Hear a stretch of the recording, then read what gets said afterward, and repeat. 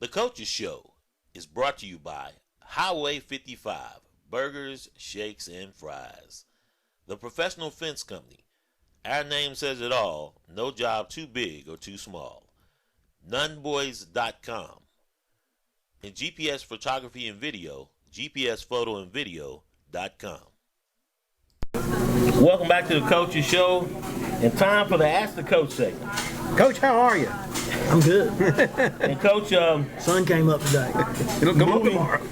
Moving forward, one of the questions we got: 12 players are coming from West Hope, 14 are coming from Sandy Grove, and Coach Hollingsworth told me tonight he has 24 rising ninth graders that are coming. This is pretty special when you talk about the nucleus of players that are coming.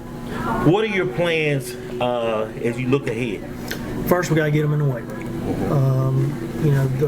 The ball is rolling, working on a system whereby we can work with our rising ninth graders.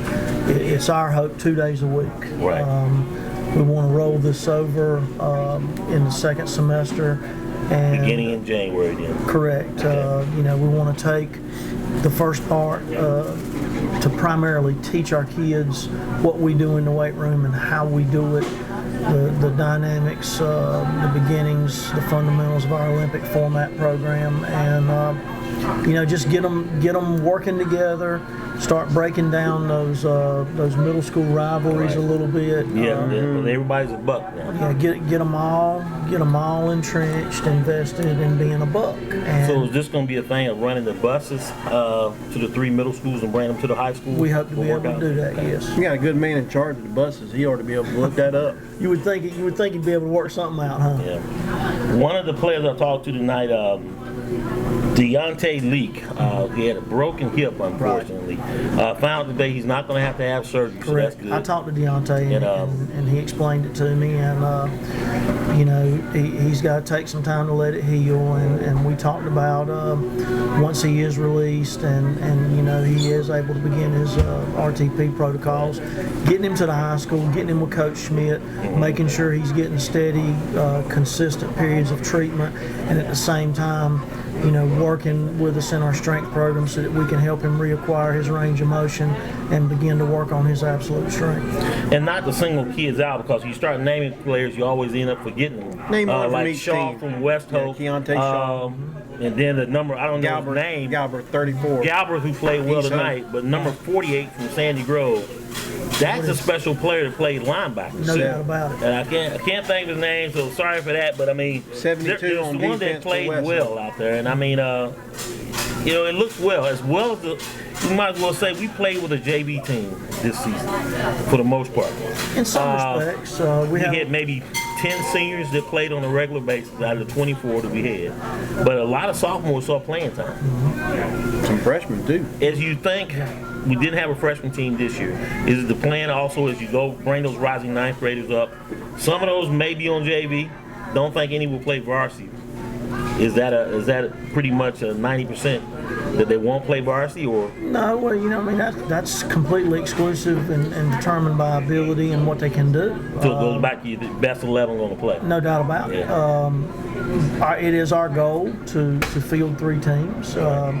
It is our goal to work as hard as we can to get as close to being a 2-platoon program as we possibly can.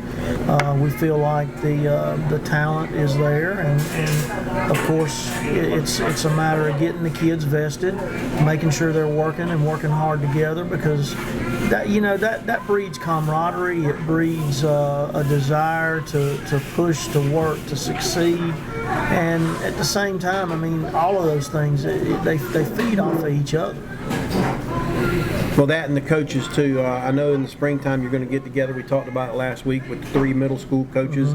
Maybe come up and maybe Glenn and I can help get something together to get the word out to the parents. We got to get those parents involved too, because they need to be vested into the program as well. Well, it's my intention to meet with all the parents individually, because it's a process, and I want to review their son's academic situation.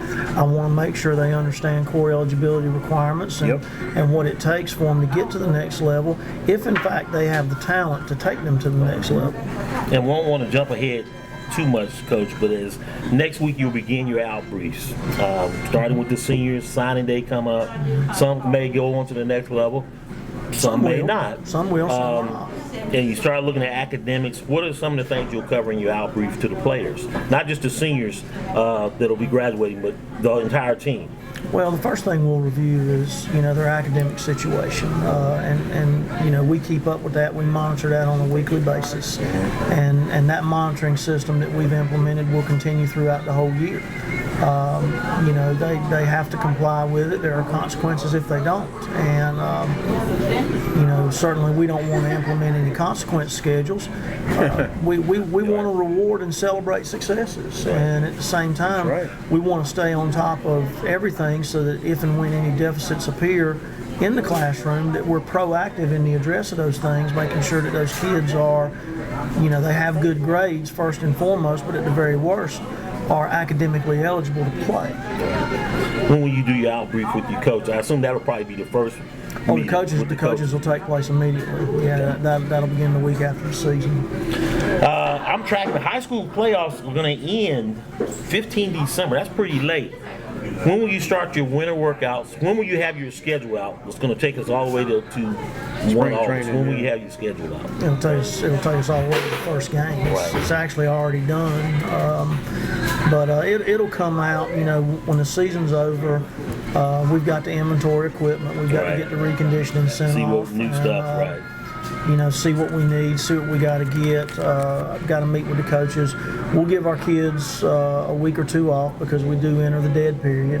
Actually, the dead period began this week. So as far as off-season work, all they can do is lift, and we have a vast majority of our kids already in the weight room anyway. Special things going on in there. And it begins with those big uglies up front, but hopefully it'll catch fire that everybody's in there. Well, and we are going to, in addition to having them in the classroom, we're going to set aside 2 days a week in the afternoons where we expect them to make an additional commitment to doing what they got to do to get better. Amen.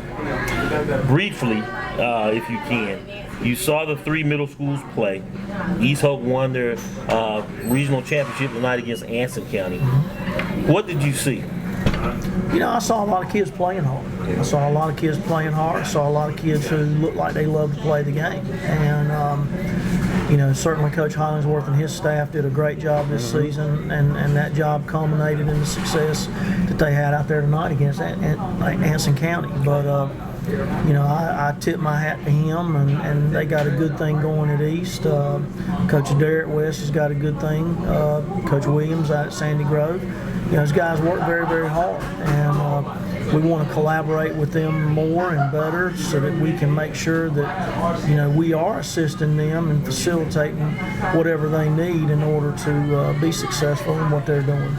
Coach, we're going to take a quick break. Got a couple more questions. We're going to get the players of the week because I don't want to run out of time on that.